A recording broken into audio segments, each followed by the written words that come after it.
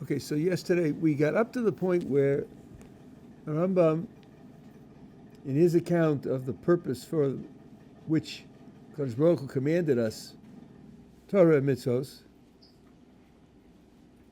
that's Olam Haba, and he says the great reward for the soul is to be included in the world to come, and the great penalty is to be excluded from the world to come, which, as we said yesterday, means that the soul ceases to exist. And we spoke about the difference. We said this was a very controversial idea. Rambam says such a thing never happens. The Rambam says it does happen. Not that it couldn't happen, but it doesn't happen, says the Rambam. That's not what HaKadosh Baruch Hu does.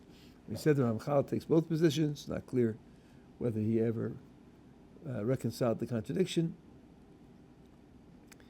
And we said that if you understand that HaKadosh Baruch Hu's creation of the world is out of loving kindness, how do you explain the disappearance of a neshama? Where's the loving kindness in that?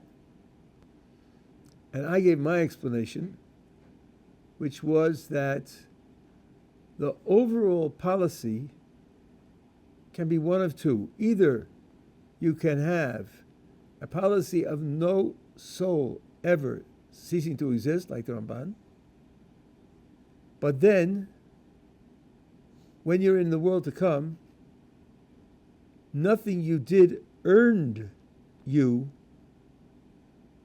being in the world to come, because you couldn't have avoided it. Nothing you could have done would have avoided it. So you didn't earn it. So there's something about the ultimate future that you didn't earn. That's a loss, because the point of this world was to be able to earn everything that you get in the world to come, and there'll be an exception to that. The other global possibility is that you allow that neshamos could be lost, but then those that make it, every one of them will say, I earned it because I did X rather than Y. And I said it's not obvious which of those global possibilities is a greater expression of loving kindness. And therefore I said it's going to be hard to motivate a critique of the Rambam. It's going to be hard to prove that the Rambam's position that souls could be annihilated violates loving kindness. It's going to be hard to prove that. So that was my answer to that question. But then I mentioned that there's another question, that there are a few Jewish sources which describe everlasting suffering. The soul continues to exist and suffers forever. And the question is, how do you reconcile that with loving kindness? I struggled with that for many years and did not succeed in finding an answer. But my wonderful chavrusa of Arav Chaim Carmel did find an answer on the basis of the writings of Rav Dessler. And he said to approach it in two steps. First of all, maybe three steps. Let's imagine this soul which exists forever suffering. We are not being told that this soul that exists forever only suffers. It doesn't say that it only suffers. It says that it suffers forever. But not that it's only suffering. It can also be enjoying pleasure also. Suffering and pleasure don't contradict one another. You can experience both of them simultaneously. So first of all, don't overread what we're being told. It's not just pure pain, number one. Step two, he says, now let's say you question that soul. Here you are, you exist. Part of your experience is suffering, and part of your experience is pleasure, joy, whatever it is it worth it for you? Would you rather that you didn't exist? There's nothing in what we are told to prevent the answer of the soul. Of course it's worth it. Yes, there is suffering, but of course, the totality of what I'm experiencing, to get part of which is suffering, is certainly worth it. I would not want it to simply cease to exist. So, all of a sudden, this doesn't seem to be as big a question for loving kindness as it did before. This soul is receiving something that it would prefer having than not. And then the third step is to say, look at the suffering itself. The soul knows that the suffering itself is because of a crime that it committed. And the soul knows that it's getting a just compensation for that crime. And therefore the soul knows by its suffering, it is expressing God's justice, which means it's contributing to glorifying God. Even the suffering then becomes a cause of satisfaction for the soul. Now, with those 3 points in mind, it at least is not going to be nearly so easy to make this into a contradiction to loving kindness. If it really were loving kindness, this couldn't be tolerated. Why not? Exactly. Why not exactly? There are other positions that this doesn't happen. I told you there's a minority of positions. And they'll tell you that any suffering at all is bad, and there's no bad in the world to come. But it's not easy to articulate why under these specific conditions there is a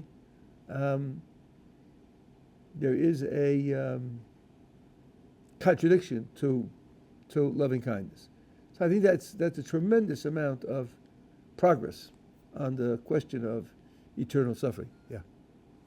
I think maybe there would be a fourth condition, possibly. Most people don't get put to death in the judicial system. They get life sentences because there's a certain value to being alive in general. Even if the person's locked up for life, there's a certain value in being existing. I don't know if a permanent existence of suffering is worth that, but there's a certain value in existence as opposed to non-existence, inherent value. Okay, let's stop and think about that for a second. First of all, I'm not sure you're right. I've seen arguments against capital punishment. I have never heard one articulated. I mean, I'm not encyclopedic on capital punishment. I missed it, but that there's a certain value in existence, and that value shouldn't be lost. I never heard that used as an argument against capital punishment. Usual argument is we make mistakes, and you don't want to kill somebody by mistake. One guy now just got out of jail. He served 47 years in jail for a murder that he didn't commit. He was in his 20s, now he's in his 60s, and he's not bitter, interestingly. Very noble spirit. Not bitter, and he said, but if they had killed him, the wrong would never have been righted. And it would have been a completely unjust killing. The idea of killing someone unjustly is so tragic that I've heard that argument. I never heard that existing is valuable. So let's leave the comparison to secular justice and secular intuitions on the side. I think then even recognizing what you say, the problem doesn't go away. Let's say that existence is valuable. Oh, nuts! I forgot. Sorry, 1 second, guys. I have to calibrate my pump. Okay. Where is it up to? Oh, my. 2:30. Okay. Second.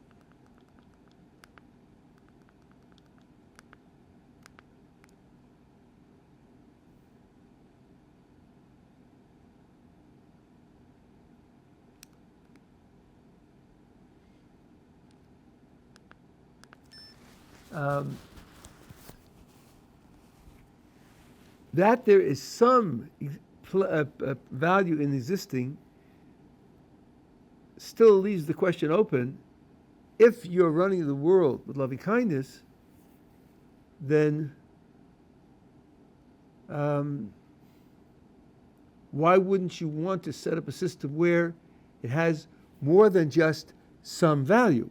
Why wouldn't you want to set up a system where it has as much value as it could possibly have?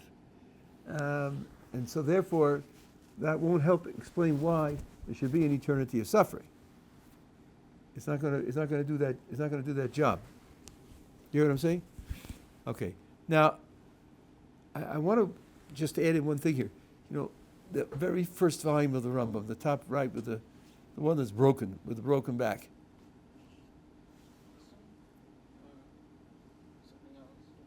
The Aleph. It should be.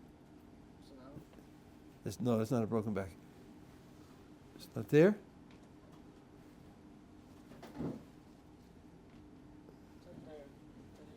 Maybe it's on the table here. Okay, thank you very much.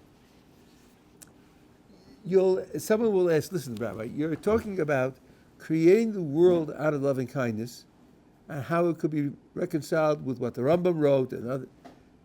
Who says, according to the Rambam, the world is created out of loving kindness? Where does he say it was created out of loving kindness? Justice.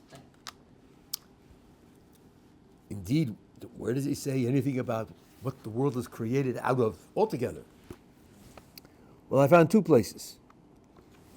There may be more, obviously. I don't know everything in the Rambam, but in Yeshivat Torah, the fundamentals of the Torah, the second chapter, the fifth Mishnah, Beis Hey. That's how I remember it, because it's Baruch Hashem.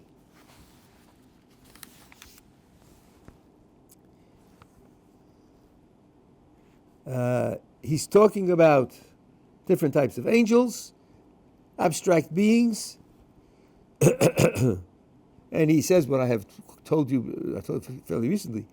How do you distinguish these abstract things one from another? Because even though they're not bodily, physical, because their essential existence is different. Each one of them has a certain level of its functioning, and there are different levels, one above the other.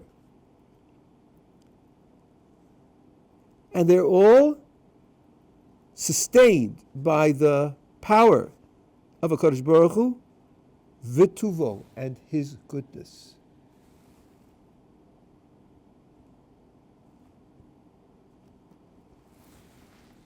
I don't know of any place else that in the whole section here he doesn't use tuv at all, just here. They're all sustained by His power and goodness. And there's a chapter in the Moreh Nevuchim, I don't remember which one it is at the moment, where he says that evil is absence, something missing, some incompleteness, lack, and existence is good, and all HaKadosh Baruch Hu does is create, sustain existence, and therefore everything He does is good. So you have two places where it is said by the Rambam that everything He does is good. So that's going to, whether you call it chesed or loving kindness or good, you have to see it as good, otherwise it'll be a problem for the Rambam. So there is a source for that. Yeah. I'm just a little wondering, when we were talking about the soul's eternal suffering, what about a suicide case? Suicide what? Case. Yeah. Like the soul itself sort of wanted to remove existence, so there's like an element in the cheshbon that I'm just wondering. I don't like suffering related with like be like specifically that case. I'm not quite sure I understand what the problem is. That this person's alive, and he doesn't want to live anymore. commit suicide. Yeah. So now, what am I supposed to do about it? What's the problem with that? No, so in some sense, the suffering in this life, Yeah. so to speak, overcame the that sort of possibility of satisfaction. It's like broken. Yes. And what about the soul? The soul that in the world to come, there's going to be suffering, but there's also going to be satisfaction together, right? Yeah. So I don't know. In that case, I see like where is going to be the source of satisfaction for us all. That's Where will be the source of satisfaction for the soul of the world to come? when it's a suicide case. Let's understand. A person commits suicide in this world because his circumstances in this world Yeah. are intolerable to him. Correct. It doesn't follow that his circumstances in the next world will be intolerable to him. And the next world isn't like this world. Many people commit suicide in this world because they can't tolerate what's going to happen next week. They can't face what's going to happen next week. Not that they're in pain right now. People who lost their money on the stock market in 1929 and jumped off buildings. It isn't that they were suffering pinpricks then, or that somebody's boiling them in oil. Next week they won't be able to pay their bills. They can't face that, so they'd rather die now than face that next week. That's not at all like this experience of the world to come. So, if I hear any connection to what I said before, the connection I hear is this: you, Rabbi Gottleib, were describing a soul in the world to come that was suffering, but was having pleasure, and to the extent that it would want to continue to exist. But if that soul was a person who committed suicide, who killed himself rather than continue to exist, wouldn't that soul in the world to come want to not exist? That's what you were saying. But the conditions are utterly different. The reasons for suicide are utterly different. It's not really a comparison. Okay, so now I don't know what to do. The translation here is so inaccurate. Maybe I'll try to I'll translate from the Hebrew translation of the Arabic that I have in front of me.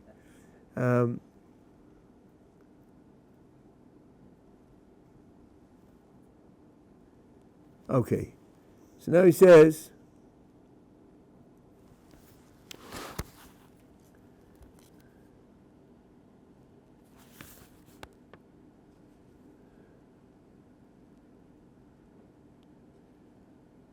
okay, so now he says that's what he's telling us about Olam Haba. Now there's another problem, which he discusses at length also in the Mishnah Torah. What about the promises and threats? Notice the word I'm using, threats.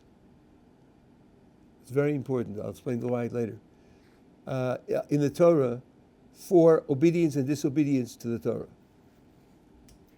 All those promises and threats deal with this world, not the next world. So if I'm telling you, says the Rambam, that Kodesh Baruch Hu's purpose, his purpose in telling us to keep Torah, keep mitzvot, and study Torah, is to get to Olam Haba, and the ultimate punishment would be to be cut out of Olam Haba. Why is it that the Torah actually says, if you do my mitzvot, then you'll have plenty of rain and plentiful harvests and peace and health and long life. And if you violate my commandments, there'll be disasters of one kind or another. What are those promises got to do with the purpose of keeping the mitzvot and studying Torah? So he says, I'll explain that to you.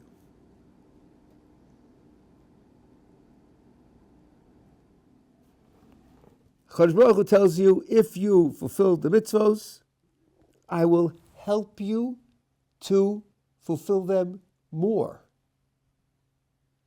If you fulfill them under the conditions that you're living, I'll give you better conditions to fulfill them, with greater perfection. And I will remove from you the stumbling blocks, the barriers that make it hard for you to fulfill the mitzvos. Because it's not, here's another, we talked about snapping your fingers and deciding to be good. He says it's not lo titachen. Can I translate titachen? It's not reasonable to think.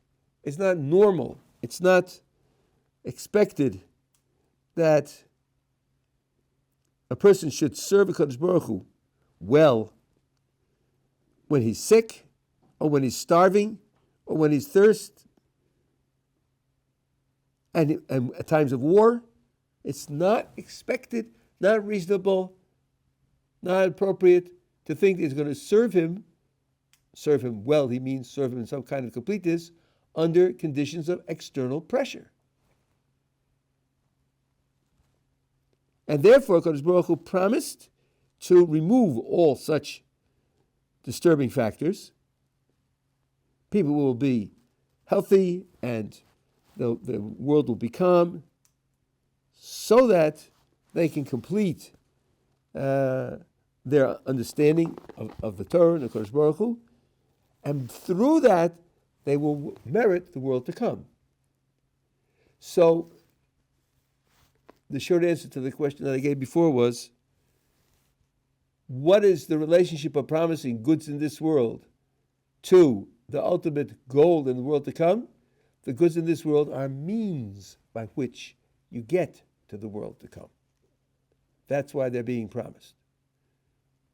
It's like the person does a great favor for the king, and the king gives the guy the key to the warehouse and says, take any 2 packages you like from the warehouse. Should he say thank you? Why? All he's got in his hand is a piece of metal. But that piece of metal is the key to the warehouse. Sorry, he'll definitely say thank you. Right? So is the key to the warehouse valuable? It's very valuable. That's how you open up the warehouse. So are the goods of this world valuable? They're very valuable. That's how you get to Olam Haba. But they're only valuable as a means to get to Olam Haba. And the Rambam started this whole section by talking about the purpose, not the means, but the purpose for the whole. And the purpose of the whole is getting to Olam Haba.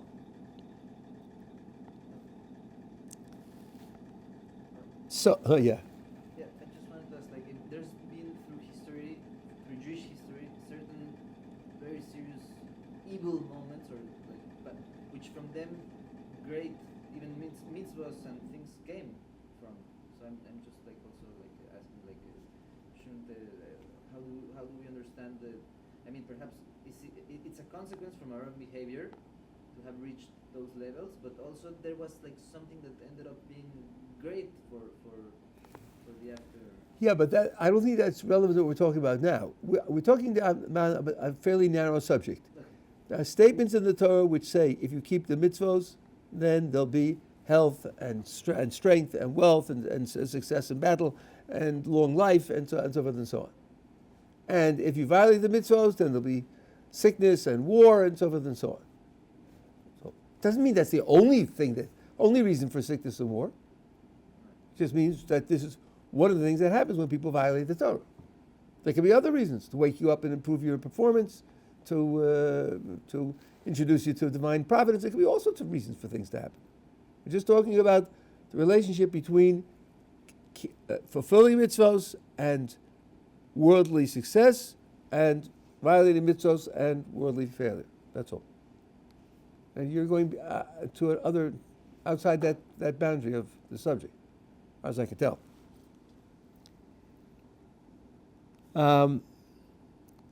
So he says that therefore, it's not that the purpose of the Torah is that ground should be productive and you should have long life, and should be more bodies created. Rather, these things will help you in all of these, in all of the key of the performing of the commandments. And likewise, if one violates, then their punishment will be that all these things will occur, these barriers and stumbling blocks against the performance of the commandments and learning Torah, so that you will not have the means to get to the world to come.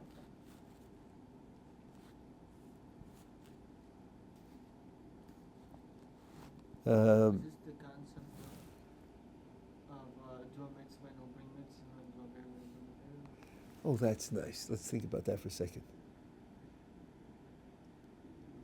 He's asking whether this is related to the idea that the reward of a mitzvah is another mitzvah, and the reward and the Gemara's word is the reward of avera is another avera. I think you're right. I think that's got to be included. I know I never put the two of them together, but I thought of it just abstractly. If you do a mitzvah, Kadosh Baruch Hu will help you perform a mitzvah. I think that's right. That's exactly what the Rambam is saying. That Mishnah could be one of the sources for this idea. Very good. That's very good. Let me the page of my sefer.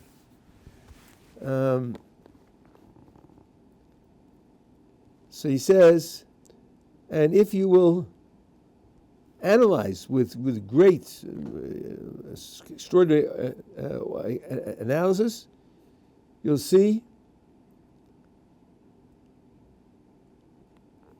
He says, if you do, so he quotes the verse from Deuteronomy. This is an astonishing verse.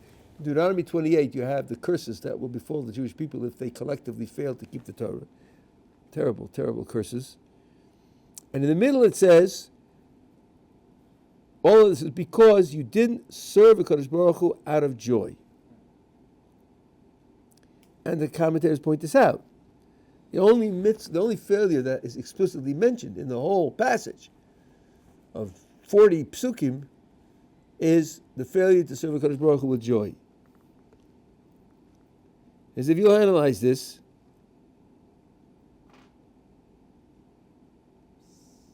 it means to say, and the statement there is, you didn't do it. You didn't serve a Kadosh Baruch Hu out of joy.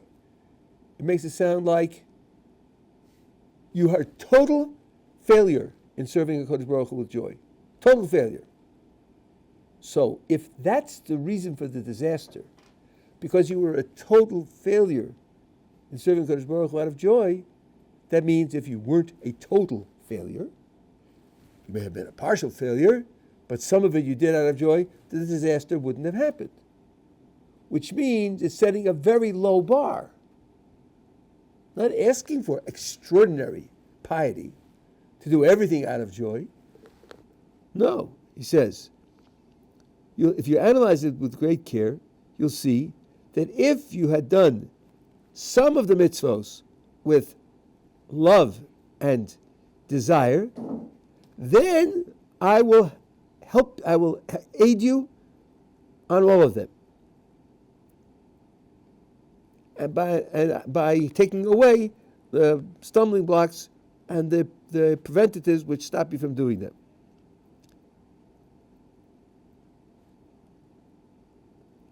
And if you fail to observe some of them, now this is another extreme, out of zilzul, there are lots of different ways to fail to do a mitzvah. Lots of different motivations which lead a person to fail to do a mitzvah. Some failures are called shogeg, where a person is really not aware that he's violating anything, but he should have known, and he was irresponsible in not knowing what he should be doing. Another is where he does it b'mezi, he does it deliberately. He's subject to pressure of desire and pleasure, or other honor or revenge or whatever it is. He knows it's wrong, and he may put up a fight against his Yetzer Hara. In the end, he decides to do the wrong thing. A third thing is posheya. Posheya is out of rebellion against the Kadosh Baruch Hu. There may be others that I'm thinking of. Zilzul, in a certain sense, is even worse.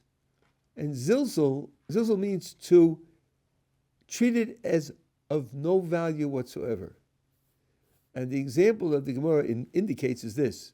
You have two pieces of meat, and in every respect they are identical: size, weight, tenderness,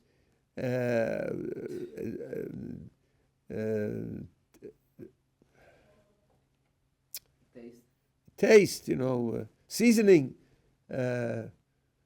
medium rare. They're both medium rare. There's only one difference. One is kosher and one's treif. And what does he do? He flips a coin. Heads, I'll take this one. Tails, I'll take that one. What does that say? That say that it's being kosher isn't worth anything. Being kosher isn't worth even epsilon, like the mathematicians say. Because in every other respect, they're identical. So why not go for the kosher one? Doesn't matter. It doesn't matter. That's derech zilzul. That's absolutely unaccountable. No consideration whatsoever. That's terrible. Bizayon. By Yivez Dvar Hashem. He treated it as something of just complete indifference. So, the Rambam is saying, if you do some of the mitzvahs out of love and with joy, I will then take away the stumbling blocks and the difficulties, enable you to do the rest of them also in the best possible way.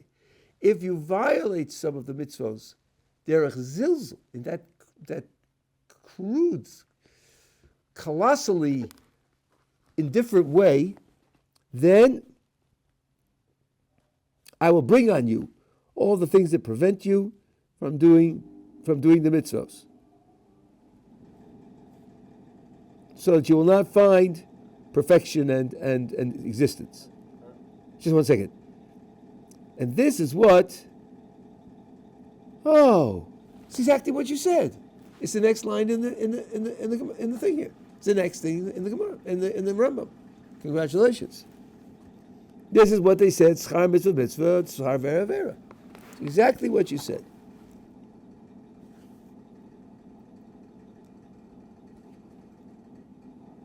So, as best I understand what the Rambam is saying here, let's see if they say anything.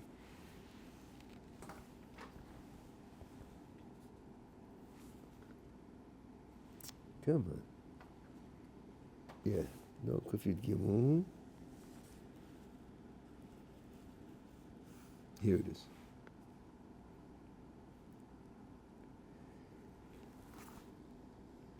Because you didn't serve a Kodesh Baruch Hu out of joy,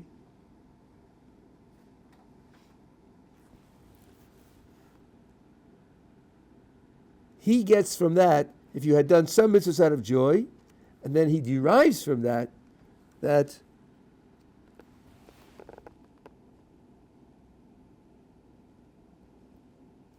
he brings over here from the Mishnah Torah. Anyway, that's what the Rambam says, that if you did the opposite, which is, joy expresses that this is a spectacularly valuable thing that I'm doing. And that's why I'm so ecstatic about doing it. And zilzul is the opposite of that. What I'm doing to do it would be of absolute insignificance, with no value for me whatsoever. Yeah. Just when we say about rebellion, Moshe, as we mentioned, isn't that it's a different level, but it's going against the value of it. So I understand the idea, but at least in the flip coin, it's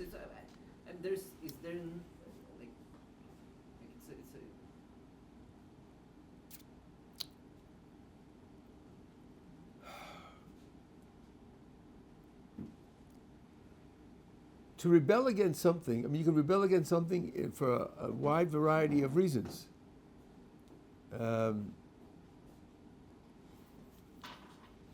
Somebody says, a child says, why do I have to wash my hands before I eat? And he may want to rebel against it.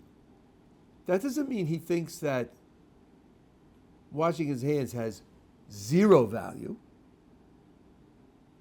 It can mean simply, and I think it's much more common, that the value of washing the hands isn't worth the effort of washing them. If somebody else, if the father said to him, okay, I'll wash your hands, maybe he would say, okay. I have no objection to having clean hands. I just don't want to go to the faucet and have to wash them. You will wash them? Fine, I'm happy with that.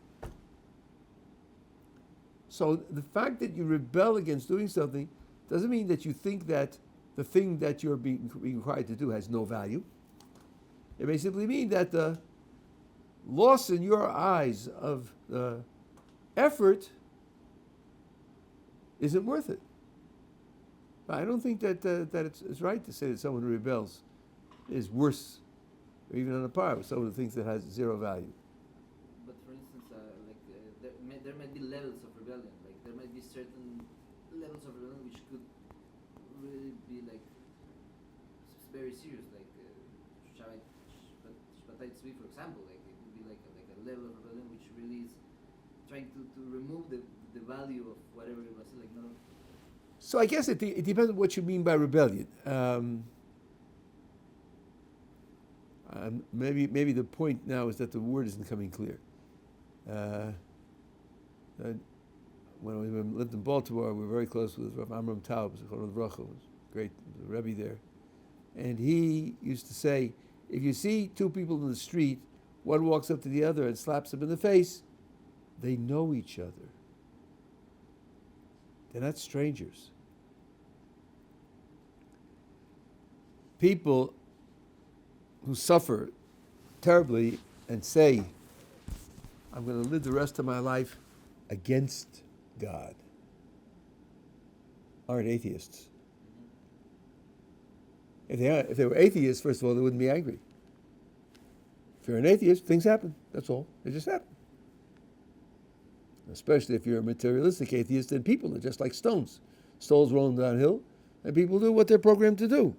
Can't even be angry at people. A person's angry means God exists, and God's providence is running the world, and I don't agree with the way he did it. That's already a person who, in spiritual terms, isn't totally off the page. He isn't totally off the page.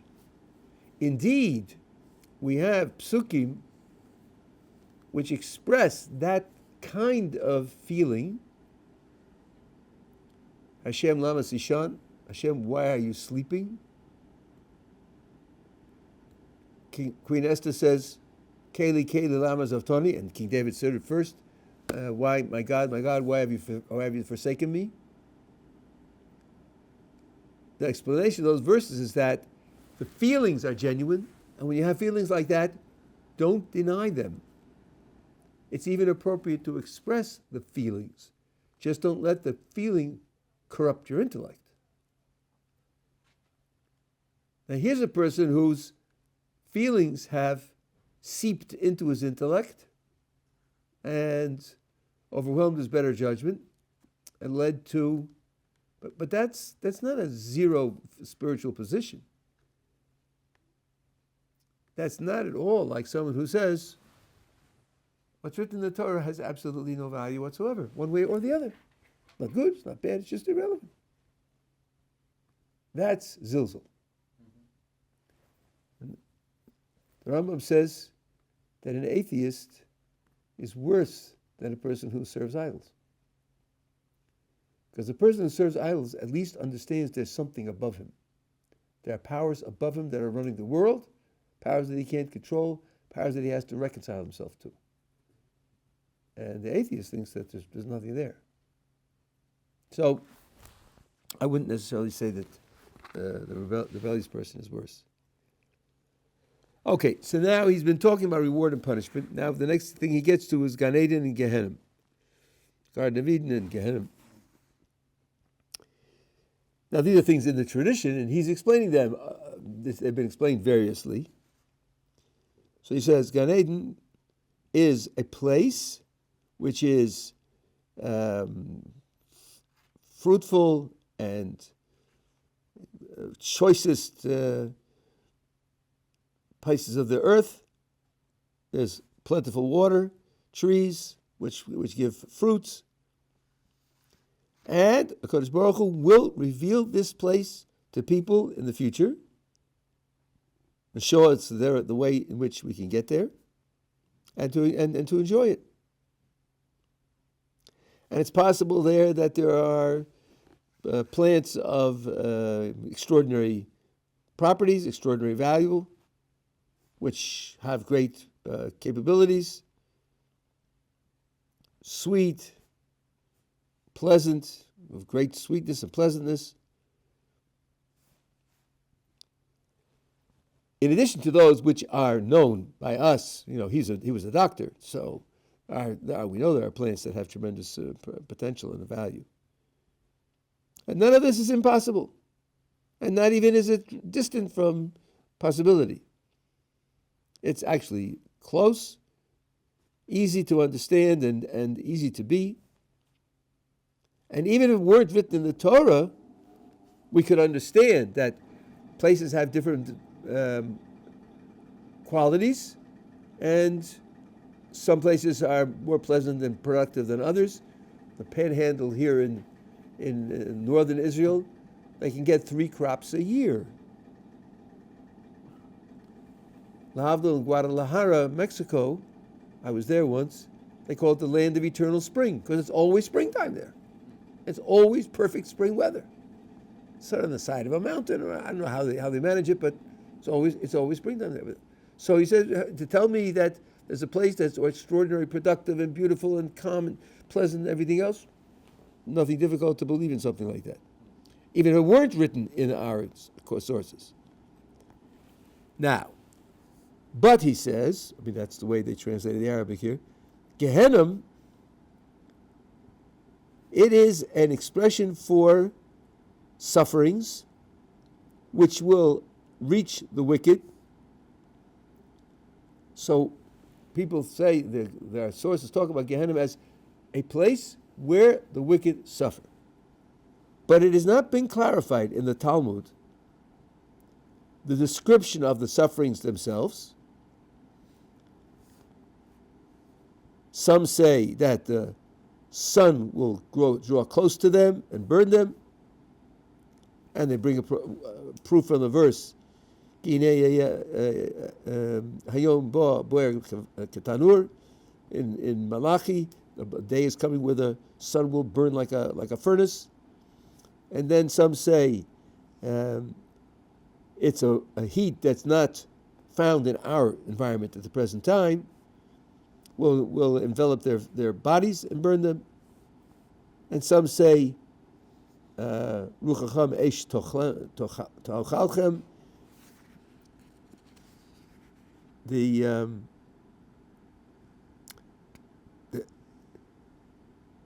their spirit will be, how to translate this? Ruchachem Eish Tochalchem. Fire will eat them. Now, and that's what he has to say about Gehinnom. Now, the one thing is missing here, I mentioned this before, he doesn't mention whether Gehinnom is in this world or the next world.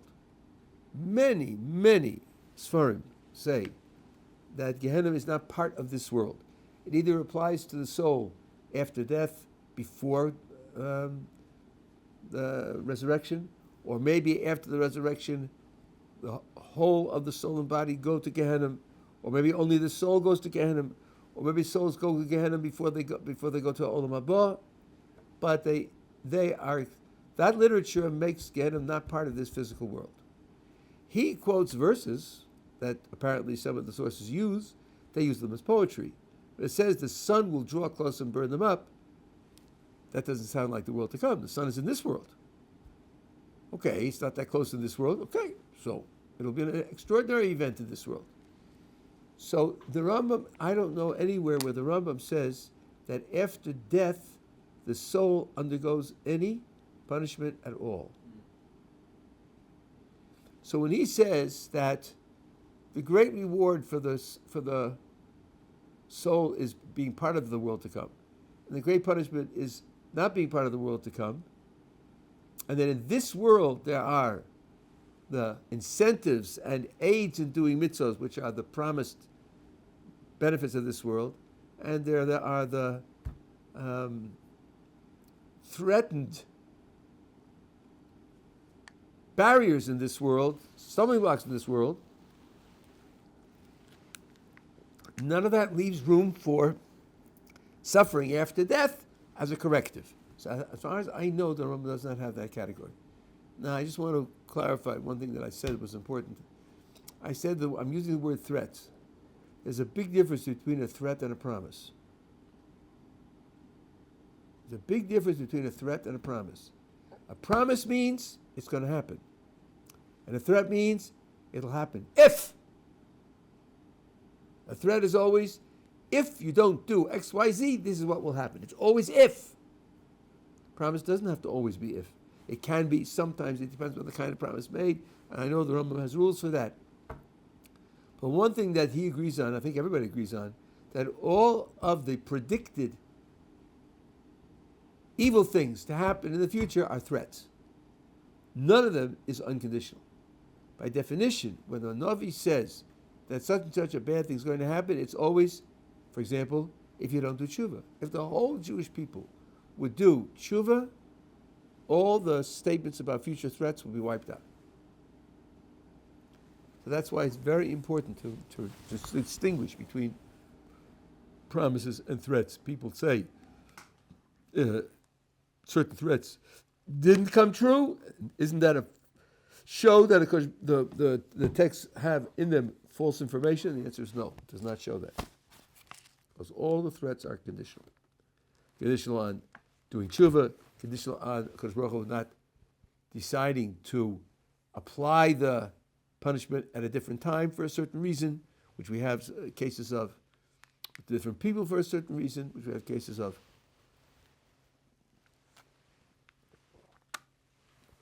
So that's why the word to be used for the statements about future evils is the word threat and not prediction or promise. Okay.